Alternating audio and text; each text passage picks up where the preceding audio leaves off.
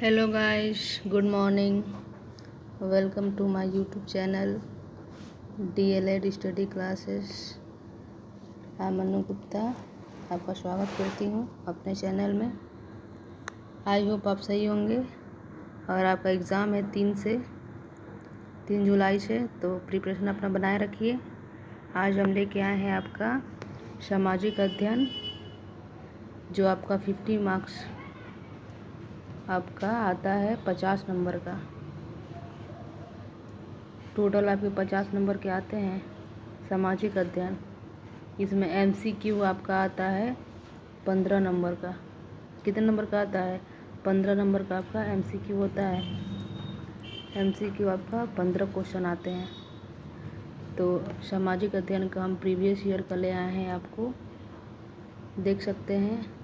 जो भी एमसीक्यू हैं और प्रीवियस ईयर के हैं और सारे क्वेश्चन आए हुए हैं एग्ज़ाम में, वही हम ले आए हैं। और ये मार्क्स आपके आते हैं 15 नंबर के, मतलब 15 क्वेश्चन होते हैं एमसीक्यू से। तो आइए आज हम सामाजिक अध्ययन का डीएलएड फर्स्ट सेमेस्टर का देखते हैं। एमसीक्यू सामाजिक अध्ययन सब्जेक्ट है आपका। 15 क्वेश्चन आते हैं एमसीक्यू से सामाजिक अध्ययन में। तो देखिए, मैंने यहाँ से लगभग 50 क्वेश्चन लिए हैं, जो सारे पेपर में आए हुए हैं। ठीक है, सारे एमसीक्यू हैं। तो आप इसको देख लीजिए, आपके 15 क्वेश्चन मिल जाएंगे एग्ज़ाम में। मोस्टली क्वेश्चन मिल ही जाएंगे, ये सारे आपके क्वेश्चन हैं। तो ये स्टार्ट करते हैं आज का पहला क्वेश्चन। देखते हैं क्या कहता है। पहला क्वेश्चन कह रहा है, संसार का पहला पालतू पशु था, मतलब वो कौन सा पशु था जिसको मनुष्य ने अपना पालतू जानवर बनाया? तो आपका क्या था? आपका था कुत्ता। ठीक है, सबसे पहले कुत्ते को ये लोग ने पालतू जानवर के रूप में बनाया था। दूसरा क्वेश्चन, क्वेश्चन नंबर सेकेंड, क्या कह रहा है? पहिए का आविष्कार कब हुआ था? जो पहिए का आविष्कार था कब हुआ था? तो ये पहिए का आविष्कार आपका हुआ था नवपाषाण काल में। कब हुआ था? नवपाषाण काल में। कई बार पूछा हुआ क्वेश्चन, पहिए का आविष्कार कब हुआ था। तीसरा आपका है, मेसोपोटामिया की सभ्यता का जन्म हुआ था। जो एक सभ्यता है मेसोपोटामिया, ये कहाँ जन्म हुआ था? तो याद रखिएगा, कोई भी सभ्यता हो वो किसी न किसी नदी के किनारे ही हुआ था। तो जो मेसोपोटामिया है वो एक नदी है जिसका नाम है दजला फरात नदी। ठीक है, तो इसी के घाटी में हुआ था। इसके बारे में जान लीजिए। ये भी पूछता है, नील नदी के घाटी में कौन सी सभ्यता का हुआ? तो मिस्र। ठीक है, मिस्र सभ्यता का हुआ था। ये पूछ सकता है। तो पूछेगा मिस्र सभ्यता का जन्म किस घाटी में हुआ था, तब आपका नील हो जाएगा। क्या हो जाएगा? नील नदी में। एक और पूछता है, हमारा ही सभ्यता है सिंधु घाटी की सभ्यता। इसको सिंधु घाटी में हुआ था जो हमारा है। इसको हम कहते हैं क्या? हड़प्पा सभ्यता या सिंधु घाटी की सभ्यता। सिंधु घाटी में ही हुआ था, इसीलिए हम सिंधु घाटी की सभ्यता भी कहते हैं। तो ये तीनों क्वेश्चन याद रखिए, तीनों क्वेश्चन अलग अलग पूछा हुआ है। नील नदी की घाटी में कौन सी सभ्यता हुआ था? तो मिस्र। और सिंधु नदी की घाटी में कौन सा हुआ था? तो सिंधु घाटी सभ्यता। ठीक हो, सिंधु घाटी को हम हड़प्पा सभ्यता भी कहते हैं, हड़प्पा की सभ्यता। नेक्स्ट क्वेश्चन नंबर 4 कह रहा है, पिरामिड किस देश में है? मतलब पिरामिड जो बनता है किस देश में बनता है? तो पिरामिड आपका मिस्र में। ठीक है, मिस्र का पिरामिड ऐसे फेमस भी है। तो आपका बनता है मिस्र। नेक्स्ट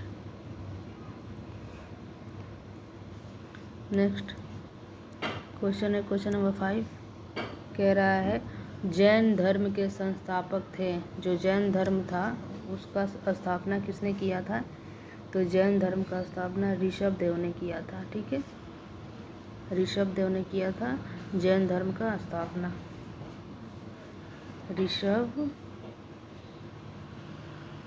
ऋषभ देव।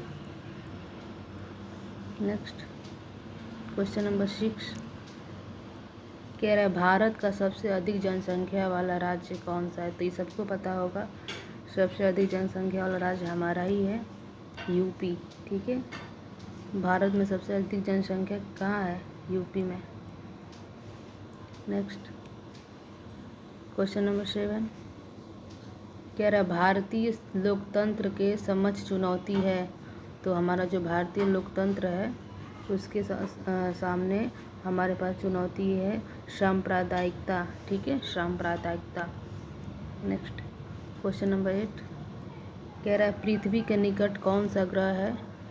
तो आपको पता होगा ग्रहों की संख्या 7 होती है। तो पृथ्वी के पास कौन सा सबसे पास में है इसके? तो आपका शुक्र है। ठीक है, शुक्र है, और शुक्र को हम जुड़वा बहन भी कहते हैं। तो ये भी क्वेश्चन पूछा हुआ है, जुड़वा बहन पृथ्वी का किसको कहते हैं? आप वो शुक्र ही है, इसलिए जुड़वा बहन कहते हैं पृथ्वी का, क्योंकि ये जितना बड़ा पृथ्वी है, जो शेप पृथ्वी का है आकार, वैसा ही शेप शुक्र का भी है, और उसका उतना भार पृथ्वी के बराबर है लगभग, इसीलिए कहा जाता है। क्वेश्चन 9 हड़प्पा के निवासी किस युग में थे? तो हड़प्पा के निवासी किस युग में थे आपके? तो कांस्य युग में थे। ठीक है, ये युग है लौह युग, ताम्र युग, ऐसे ही कांस्य युग है। तो जिसमें हड़प्पा के जो निवासी थे किस युग में माने जाते हैं? कांस्य युग में। क्वेश्चन नंबर 10 कह रहा है वेद का शाब्दिक अर्थ होता है। तो वेद का मतलब पूछा है आपका, तो वेद का मतलब ज्ञान होता है। क्या होता है? ज्ञान। वेद का मतलब होता है ज्ञान, वेद मतलब। नेक्स्ट क्वेश्चन 11 कह रहा है भारत की सबसे लंबी तट रेखा वाला राज्य बताइए। तो तट रेखा का मतलब पहले समझ जाइए आप।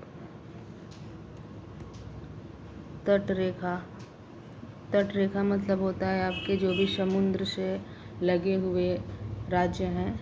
ठीक है, जैसे कि आपका तमिलनाडु है, गुजरात है, और गोवा है, केरल है, इनका जो किनारा है किससे सटा हुआ है? समुद्र तट से, इसलिए कहते हैं समुद्र तट वाला राज्य। तो ये पूछा है सबसे अधिक कौन सटा है? तो आपका गुजरात।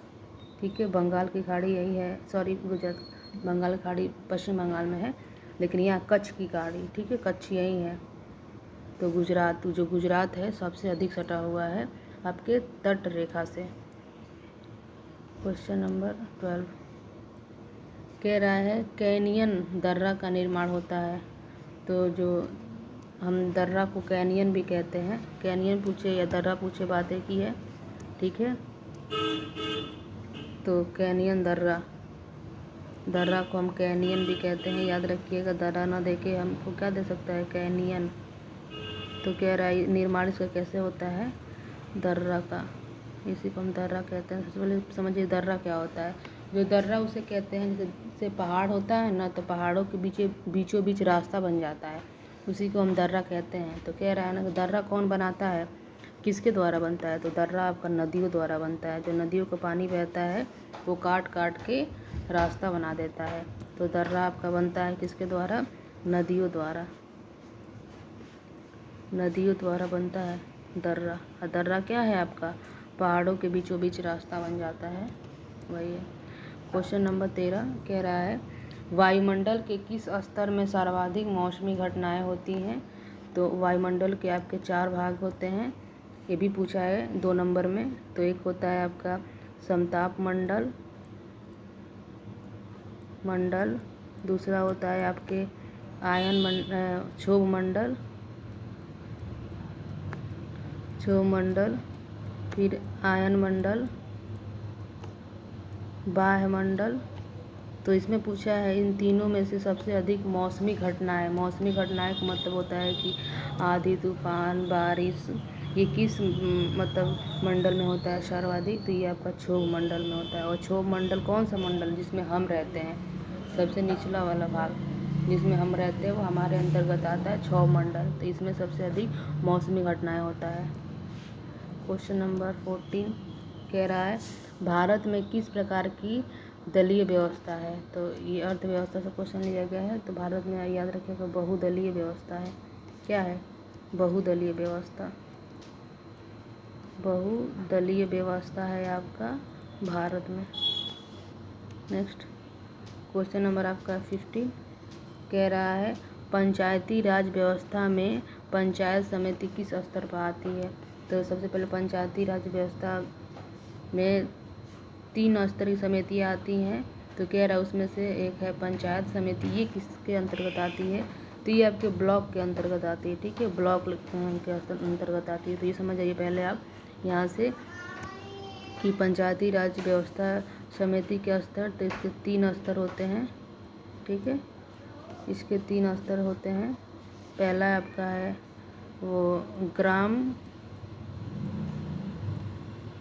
समिति या पंचायत, ये आपके ग्रामीण लेवल पे होता है। दूसरा है आपका पंचायत समिति, ये आपका ब्लॉक लेवल पे होता है। ठीक है, और तीसरा है आपका डिस्ट्रिक्ट समिति, जिला लेवल पे होता है, डिस्ट्रिक्ट।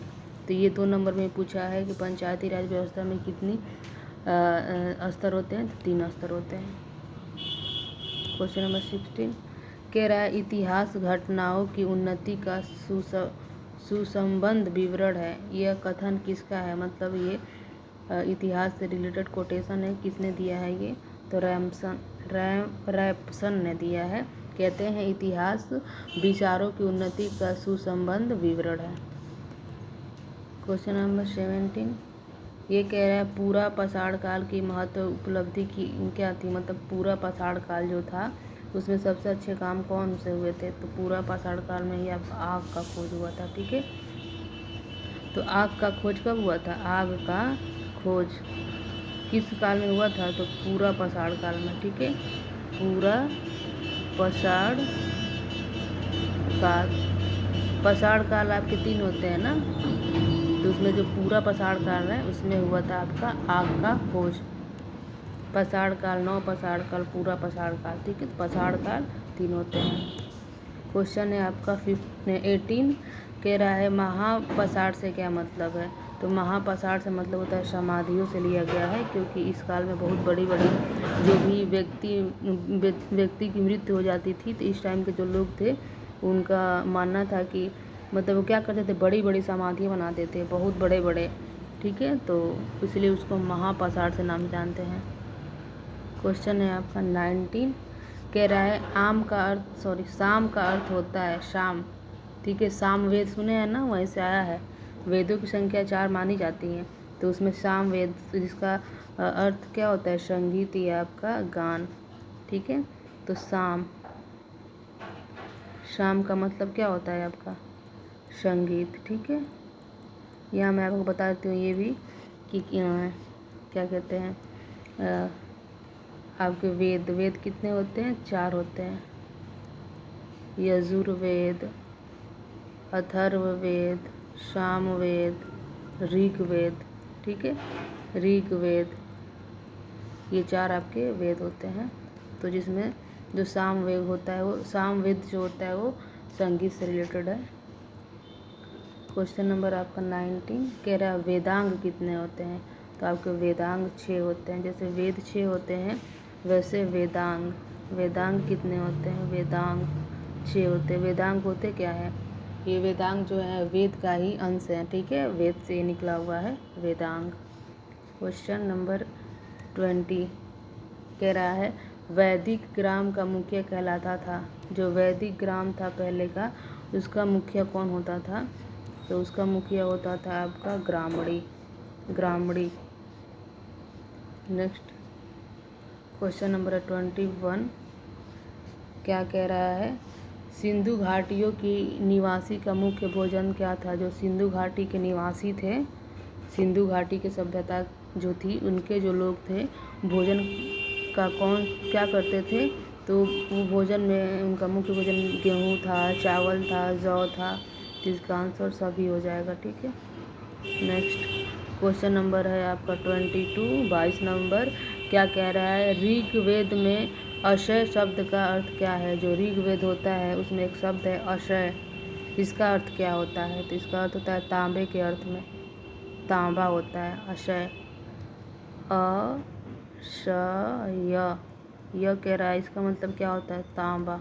ठीक है, किस में लेते हैं? ये ऋग्वेद में अक्षय को हम तांबा बोलते थे। नेक्स्ट क्वेश्चन नंबर आ गया आपका 23। कह रहा है अभिधम्ब पिटक किस बौद्ध संगीति में संकलित किया गया? तो अभिधम्ब पिटक जो है आपका, अभिधम्ब पिटक है जो आपका द्वितीय बौद्ध संगति में इसको क्या किया गया? सम्मिलित किया गया। क्वेश्चन नंबर 24 कह रहा है सौर मंडल का मुखिया कौन होता है? सौर मंडल मतलब कि जो हमारा पूरा मंडल है उसमें सौर मतलब सूर्य जो होता है हमारा, वो मुखिया होता है। वो सब क्या करते हैं? सूर्य के चारों तरफ सभी चक्कर लगाते हैं। तो ग्रह समझ लीजिए, ग्रह क्या करता है? सूर्य के चारों तरफ परिक्रमा करता है। सूर्य के चारों ओर परिक्रमा करता है, उसे हम ग्रह कहते हैं। तो सेंटर में वो क्या हो गया? ये सूर्य है, इसके चारों तरफ सब ग्रह घूमते हैं, तो इसीलिए सूर्य को हम कहते हैं क्या? सूर्य को हम कहते हैं सौरमंडल का मुखिया। सौरमंडल में सब आते हैं, आपके ग्रह आएंगे, उपग्रह आएंगे, ठीक है, जितने उल्का पिंड है वो सब आएंगे। आया समझ में? और ये भी यहाँ जान जाइए, उपग्रह क्या होता है? उपग्रह जो ग्रह के चारों तरफ घूमते हैं, ग्रह के चारों तरफ घूमते हैं, चारों तरफ घूमते हैं या चक्कर लगाते हैं, वो आपके उपग्रह होते हैं। ठीक है, और ग्रह क्या होते हैं? जो सूर्य के चारों तरफ घूमते हैं। जैसे हमारा पृथ्वी क्या है? ग्रह है। पृथ्वी क्या है? आपका एक ग्रह है। पृथ्वी आपका एक ग्रह है। ये क्या करता है? ये सूर्य के चारों तरफ चक्कर लगाता है। और चंद्रमा क्या है आपका? ये उपग्रह है। ये क्या करता है?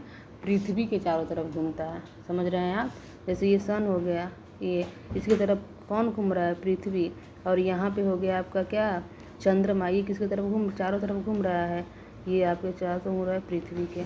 ठीक है, तो जो ग्रह होते हैं वो सूर्य का परिक्रमा करते हैं, और जो उपग्रह होता है वो ग्रह का परिक्रमा करता है। ठीक है, तो हमारा पृथ्वी जो है एक ग्रह है, वो सूर्य के चारों तरफ घूमता है, और जो चंद्रमा है वो उपग्रह है जो हमारे पृथ्वी के चारों तरफ घूमता है।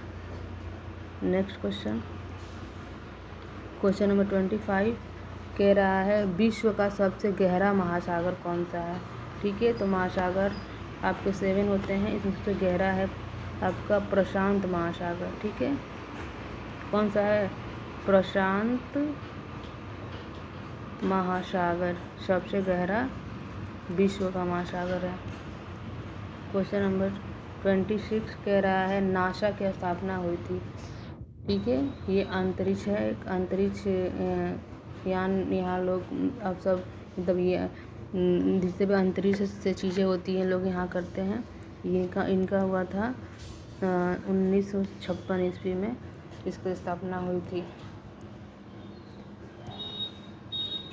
क्वेश्चन नंबर 27 कह रहा है नगर पंचायत का कार्यकाल कितना होता है? तो नगर पंचायत का कार्यकाल आपका 5 वर्ष होता है। नेक्स्ट क्वेश्चन नंबर 28 क्या कह रहा है? नगर निगम का सर्वोच्च पदाधिकारी कहलाता है। नगर निगम होते हैं ना, उसके सबसे बड़े जो पद होता है वो मेयर का होता है, उसको मेयर कहते हैं, मेयर। ठीक है, आपका नगर निगम का सर्वोच्च पदाधिकारी होता है मेयर। क्वेश्चन नंबर है आपका 29 कह रहा है खुदाई द्वारा ऐतिहासिक तथ्यों का पता लगाने वाले व्यक्ति को कहते हैं। जैसे खुदाई होती है तो बहुत सारे ऐतिहासिक स्रोत मिलते हैं, ठीक है, जिनके द्वारा हम जानकारी लेते हैं। तो जो उसका अध्ययन करते हैं उसे हम क्या कहते हैं? तो उसे हम कहते हैं आपका पुरातात्विक, हम पुरातात्विकविद कहते हैं। ठीक है, जो इतिहास स्रोतों का अध्ययन करते हैं, खुदाई से जो भी निकले हुए स्रोत हैं, तो उन्हें हम पुरातात्विकविद कहते हैं। क्वेश्चन नंबर 30 आपका क्या कह रहा है? वेदों की संख्या कितनी होती है? तभी हमने बताया वेदों की संख्या 4 होती है। ऋग्वेद, यजुर्वेद, सामवेद, अथर्ववेद। ठीक है, तो इसका क्रम भी है। सबसे पुराना क्या होता है? ऋग्वेद, यजुर्वेद, सामवेद, अथर्ववेद। ठीक है, ये इसका क्रम भी होता है। सबसे पुराना ऋग्वेद होता है और सबसे नया लेटेस्ट वाला अथर्ववेद। क्वेश्चन नंबर 31 कह रहा है मेसोपोटामिया सभ्यता का जन्म हुआ था। तो मेसोपोटामिया सभ्यता का जन्म हुआ था, जिस नदी किनारे हुआ था उस नदी को कहते हैं दजला फरात। याद रखिएगा, 1 नंबर में पूछता है दजला फरात। और सिंधु घाटी का तो पता ही है, सिंधु घाटी सभ्यता का जन्म हुआ था सिंधु नदी किनारे। और नील नदी किनारे किसका हुआ था? मिस्र का। नील नदी की घाटी में मिस्र का आपका हुआ था। तो ये तीनों क्वेश्चन पूछा हुआ है अलग अलग करके। अब क्वेश्चन नंबर 32 आपका है, क्या कह रहा है? हड़प्पा सभ्यता से संबंधित स्थल कालीबंगा है। ये हड़प्पा सभ्यता है जो आपका सिंधु घाटी की सभ्यता को ही हम हड़प्पा सभ्यता कहते हैं। उसका एक स्थान है कालीबंगा। वो भारत में कहाँ है? तो वो आपका पड़ता है राजस्थान में। ठीक है, जो आपकी भारत की सभ्यता थी कौन सी? हड़प्पा या सिंधु सभ्यता, वहाँ एक स्थान है कालीबंगा, वो कहाँ है? राजस्थान में। याद रखिएगा। हम अब इस बात को हड़प्पा सभ्यता भी कहते हैं, हड़प्पा सभ्यता भी कहते हैं हम किसको? सिंधु घाटी सभ्यता को, जो हमारे यहाँ पाई जाती है इंडिया में। क्वेश्चन नेक्स्ट है आपका 33 कह रहा है मुद्रण कला के आविष्कारक थे। जो मुद्रण कला है, जिस टाइम मुद्रण कला चलती थी वो कहाँ के लोग करते थे? चीनी, मतलब चीन के लोग करते थे। ठीक है, चीनी। मुद्रण कला के आविष्कारक कौन है? चीनी लोग हैं। चीनी लोगों ने मुद्रण कला का आविष्कार किया था। क्वेश्चन नंबर 34 कह रहा है जैन धर्म के संस्थापक कौन है? जो जैन धर्म है हमारा, उसका संस्थापक कौन है? तो उनका संस्थापक आपका है ऋषभदेव। ठीक है, ऋषभदेव हैं जैन धर्म के संस्थापक। क्वेश्चन नंबर 35 है आपका, कह रहा है द्वितीय बौद्ध संगीति सभा का आयोजन हुआ था। मतलब कह रहा जो द्वितीय संगीति थी वो किसके शासनकाल में इसका आयोजन हुआ था? तो ये आपका दूसरा ऑप्शन इसका सही है। 1 मिनट, ये दूसरा वाला ऑप्शन सही है आपका, हो जाएगा अशोकालोक के शासनकाल में हुआ था। कालाशोक के शासन में हुआ था। ठीक है, कालाशोक के शासन में हुआ था। नेक्स्ट क्वेश्चन है आपका क्वेश्चन नंबर 36, सिकंदर ने भारत पर आक्रमण कब किया था? तो सिकंदर द्वारा भारत पर आक्रमण आपका किया गया था 326 ईसा पूर्व में। ठीक है, कब किया गया था? 326 ईसा पूर्व में। नेक्स्ट कह रहा क्वेश्चन नंबर 37, सूर्य के सबसे निकट ग्रह कौन सा है? तो सूर्य के जो सबसे पास ग्रह है वो आपका बुध है। क्या है? बुध। तो सूर्य के सबसे निकट ग्रह आपका है बुध। सबसे पहले क्या होता है? यहाँ सन है आपका, उसके ये सन है तो यहाँ पे होता है आपका बुध। ठीक है, उसके बाद दूसरा ग्रह, तीसरा ग्रह, ऐसे कर करके 7 ग्रह ऐसे चारों तरफ घूमते रहते हैं। तो बुध ऐसे घूमता है, ये भी एक क्या ग्रह है? तो ये सबसे सूर्य के पास होता है। क्वेश्चन नंबर आपका 33 कह रहा है अंतर्राष्ट्रीय तिथि रेखा क्या है? वो कौन सा देशांतर है जिससे हम तिथि रेखा डेट हम निकालते हैं? ठीक है, डेट किस रेखा से निकालते हैं? तो वो होता है आपका 180 देशांतर रेखा को हम तिथि रेखा कहते हैं। अंतर्राष्ट्रीय तिथि रेखा पूरे विश्व में इसी से आपका डेट निकाला जाता है, यहीं से। क्वेश्चन नंबर 39 है, क्या कह रहा है? अंतर्राष्ट्रीय समय रेखा, जैसे अंतर्राष्ट्रीय तिथि रेखा था इसलिए अंतर्राष्ट्रीय समय रेखा क्या होता है? तो आपका अंतर्राष्ट्रीय समय रेखा कहते हैं 0 देशांतर को। ठीक है, जो 0 अंश देशांतर है उसको हम क्या कहते हैं? अंतर्राष्ट्रीय समय रेखा कहते हैं। और यहीं से पूरे विश्व में समय, ठीक है, समय पता किया जाता है। जैसे देखते हैं कि अमेरिका में 24 घंटा पीछे चलता है। ठीक है, और हमारे इंडिया में आपके 12 बज रहे होंगे दिन के, तो वहाँ बजते हैं 12 बजे आपके हो जाएंगे रात के। ठीक है,